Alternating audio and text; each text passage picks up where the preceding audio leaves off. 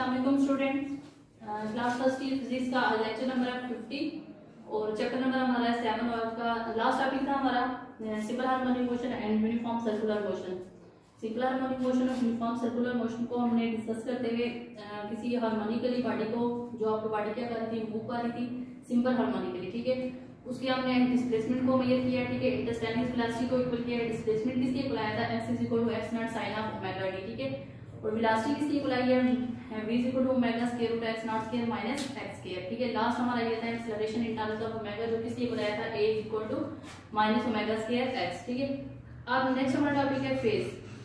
Phase basically हम angle को भी कहते हैं। उसके बाद हम ये कह सकते हैं कि फेज बेसिकली किसी हार्मोनिकल बॉडी को जो आपका मूव कर रही होती है या ऑसिलेटिंग बॉडी आपकी जो मूव कर रही होती है, जो वाइब्रेट कर रही होती है, उसकी डिस्प्लेसमेंट और डायरेक्शन को डिफाइन करता है। उसको उसकी डिस्प्लेसमेंट और डायरेक्शन को डिफाइन करने के लिए हम किसको यूज करते हैं, फेज को, ठीक है।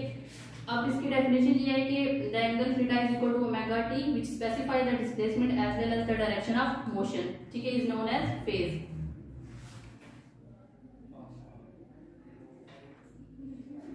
अब आपकी कोई भी बॉडी है जो सिंपल हार्मोनिकली वाइब्रेट कर रही है, ऑसिलेट कर रही है, ठीक है, तो उसका मतलब वो देखें फर्स्ट मीन पॉइंट के ऊपर होती है, फिर किस पॉइंट के ऊपर जाती है, एक्सट्रीम पॉइंट के ऊपर। अब मीन से एक्सट्रीम के ऊपर किया तो उसने क्या किया, डिस्प्लेसमेंट कवर किया, जाहिर सी बात है उसने डायरेक्शन को भी चेंज किया, ठीक है। अब उसकी डिस्प्लेसमेंट और डायरेक्शन दोनों को हम किसका नाम देते हैं, फेज का, ठीक है। बेसिकली फेज क्या कर दिया, मतलब आप सिंपल हार्मोनिकली बॉडी की डिस्प्लेसमेंट और डायरेक्शन को मेजर करने, डिफाइन करने के लिए हम किसको यूज करते हैं, फेज को, ठीक है। अब देखें लास्ट टॉपिक के अंदर हमने डिस्कस किया था कि देखें किसी एक ऑब्जेक्ट को जब हमने क्या किया था, स्प्रिंग के साथ अटैच किया है। अब जब ऑब्जेक्ट आपका मीन पॉइंट के ऊपर था, मीन पोजीशन O के ऊपर था, तो हम कह सकते हैं कि यहाँ पे इसकी पोजीशन क्या है। हम ये भी कह सकते हैं कि यहाँ पे इसका फेज क्या है, O पॉइंट के ऊपर फेज अगर हम O पॉइंट के ऊपर देखें तो 0 था, ठीक है। इसी तरह देखें जब आपने फोर्स इसके ऊपर अप्लाई किया तो आपका जो बॉडी है, जो मैस है, ये क्या कर रहा है, वाइब्रेट कर रहा है। जब ये वाइब्रेट करेगा देखें मीन से एक्सट्रीम पॉइंट के ऊपर जाएगा, इस A पॉइंट के ऊपर, फिर दोबारा मीन पोजीशन देखें जब ये एक्सट्रीम पॉइंट के ऊपर जा रहा है, A पॉइंट के ऊपर जा रहा है, तो देखें A पॉइंट के ऊपर अगर हम फेज को डिस्कस करें, फेज आपका यहाँ पे क्या आएगा, उसकी डायरेक्शन भी चेंज हो रही है। पहले 0 डायरेक्शन थी, ठीक है, मीन पॉइंट के ऊपर जब वो क्या कर रहा है, A पॉइंट के ऊपर जा रहा है, उसकी डायरेक्शन भी चेंज हो रही है, साथ साथ वो क्या कर रहा है, डिस्प्लेसमेंट को कवर कर रहा है। तो इन दोनों क्वांटिटीज को हम किसका नाम देते हैं, फेज का। और इसी तरह देखें जब वो A पॉइंट के ऊपर जा रहा है, तो एक्सट्रीम पॉइंट के ऊपर जा रहा है, तो मतलब क्या कर रहा है, एम्पलीट्यूड को कवर कर रहा है, ठीक है। हम ये भी कह सकते हैं कि यहाँ पे इसका एम्पलीट्यूड क्या है, x0। फिर दोबारा जब वो मीन पॉइंट के ऊपर आएगा तो उसका मतलब हम कह सकते हैं फेज दोबारा क्या हो गया, 0 हो गया। अब A पॉइंट के ऊपर फेज मैक्सिमम था और दोबारा जब वो 0 पॉइंट के ऊपर आएगा तो O पॉइंट के ऊपर आएगा तो फेज यहाँ पे क्या हो जाएगा, 0। अब फिर देखें जब आपकी बॉडी वाइब्रेट कर रही है तो देखें मीन से एक्सट्रीम, एक्सट्रीम से मीन, फिर दोबारा मीन से एक्सट्रीम और एक्सट्रीम से मीन, वन वाइब्रेशन को वो कंप्लीट करती है। अब यहाँ से क्या करेगा, B पॉइंट के ऊपर जब आएगा तो हम ये कह सकते हैं कि B पॉइंट के ऊपर फेज क्या होगा, दोबारा मैक्सिमम होगा, फिर दोबारा जब B पॉइंट के ऊपर जाएगा तो फेज आपका क्या आ जाएगा, 0। अब इसी को जब हमने क्या किया था, एक वेव की फॉर्म में डिस्कस किया था, देखें ऐसे वेव की फॉर्म में।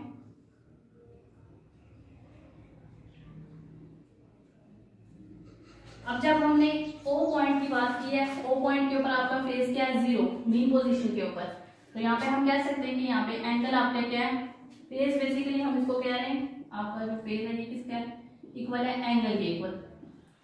देखिए मीन पॉइंट के ऊपर हमने यहाँ पे कहा है कि फेज आपका 0, तो यहाँ पे भी एंगल क्या है, 0। अब जब A पॉइंट के ऊपर गया तो एक्सट्रीम पॉइंट के ऊपर फेज मैक्सिमम है, तो देखें यहाँ पे इस एक्सट्रीम पॉइंट के ऊपर फेज की मतलब एंगल की वैल्यू यहाँ पे क्या है, π/2। फिर दोबारा जब मीन पॉइंट के ऊपर आया तो आपका फेज क्या हो गया, पाई। फिर एक्सट्रीम के ऊपर जाएगा तो यहाँ पे फेज की वैल्यू क्या आ जाएगी, 3π/2। नेक्स्ट दोबारा जब वो इस पॉइंट के ऊपर आएगा तो फेज की वैल्यू क्या आ जाएगी, 2π, ठीक है। अब साथ साथ देखें वो डायरेक्शन को भी चेंज कर रहा है और डिस्प्लेसमेंट को भी कवर कर रहा है, ठीक है। तो इन पॉइंट्स के ऊपर हम फेज को मेजर कर सकते हैं, मीन हम एंगल को मेजर कर सकते हैं A B, और ये 0 पॉइंट के ऊपर A पॉइंट के ऊपर B पॉइंट के ऊपर, फिर दोबारा 0 पॉइंट के ऊपर। इसी तरह यहाँ पे देखें O पॉइंट के ऊपर हमारा क्या था, एंगल क्या है, 0। B पॉइंट A पॉइंट के ऊपर एंगल क्या आ गया, π/2। फिर दोबारा A पॉइंट के ऊपर एंगल हमारा क्या आ गया, पाई। B पॉइंट के ऊपर हमारा एंगल क्या आ गया, 3π/2। और अगेन आपका 0 पॉइंट के ऊपर एंगल क्या आ गया, 2π। और इसी तरह देखिए हमने third point simple harmonic motion and uniform circular motion के अंदर दोनों को पहले तो हमने सिंपल इसको क्या किया था, वाइब्रेट करवाया, फिर हमने वेव फॉर्म में भी हमने बताया था कि आपका एंगल इस पॉइंट पे ये है। अब इसी तरह हम सर्कुलर फॉर्म में भी देखें तो फेज के वैल्यू को मेजर कर सकते हैं।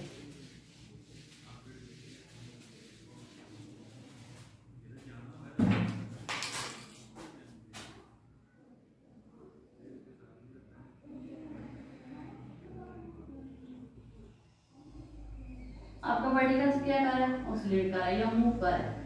अब हम कहते हैं जब आपका टाइम क्या था t इज इक्वल टू 0, तो वर्टिकल आपका इस पॉइंट के ऊपर है, यहाँ पे आपका फेज क्या है, एंगल क्या है 5। फिर जब टाइम आपका क्या हो गया t इक्वल आ गया, तो फेज आपका किस पॉइंट के ऊपर आ जाएगा, मीन आपका पार्टिकल किस पॉइंट के ऊपर आ गया, इस पॉइंट के ऊपर।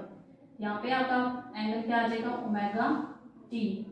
अगर हम टोटल एंगल को देखें तो आपका क्या आ जाएगा, theta is equal to omega t plus 5।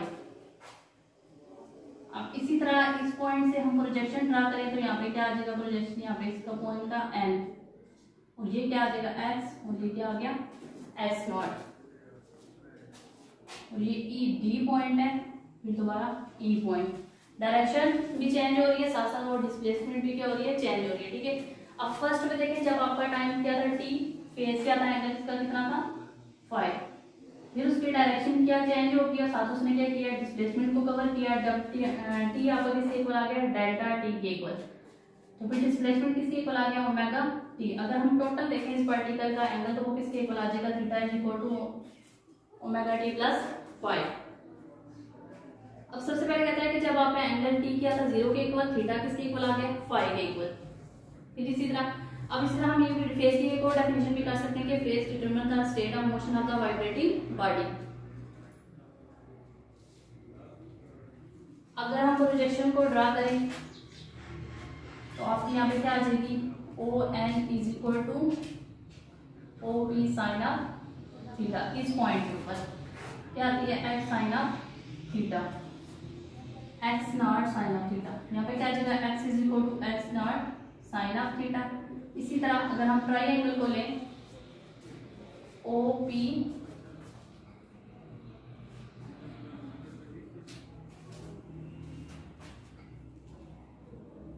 OPO1, sine theta किसके इक्वल आएगा, परपेंडिकुलर ओवर हाइपोटेन्यूज। यहाँ पे परपेंडिकुलर क्या है, ONP। टोटल हम देख रहे हैं O1P हाइपोटेन्यूज क्या है, यहाँ पे O of P sine theta. अब O1P की जगह हम क्या पुट कर सकते हैं, ONOP। साइन थीटा किसके इक्वल आ जाएगा, एक्स ओवर एक्स नॉट। अब यहाँ पे एक्स की वैल्यू निकालें तो क्या आ जाएगी, x is equal to x naught sine of theta. Theta की जगह क्या पुट करेंगे, जो हमारा टोटल है यहाँ पे ओमेगा टी प्लस 5। थीटा भी पुट कर सकते हैं, उसके साथ थीटा की वैल्यू भी सब्स्टिट्यूट कर सकते हैं, ओमेगा टी प्लस 5। अब जब मैं t is equal to 0, theta किसके इक्वल था 5 के इक्वल। ठीक है, so 5 is the initial phase. अब इसके बाद कहता है कि you will take initial phase as π/2। अगर हम इनिशियल फेज अगर π/2 लें, ये हमारे यहाँ पे एंगल क्या है π/2, तो इस फाई की जगह हम क्या पुट करेंगे, x is equal to x naught sine of omega t plus π/2 क्यों पुट करेंगे, जब हमने इनिशियल फेज क्या लिया है π/2। x is equal to x naught sine of omega t plus 90 भी पुट कर सकते हैं। π/2 किसके इक्वल होता है, 90 के equal. x is equal to x naught cos of omega t. ये वैल्यू कैसे आएगी,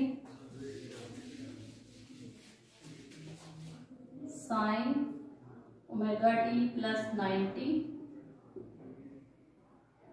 sine omega t cos of 90 plus cos omega t sine of 90। यहाँ से देखें साइन ओमेगा टी cos 90 किसके इक्वल आएगा, 0 के equal. cos omega T sin 90 किसके इक्वल आ जाएगा 1 के इक्वल।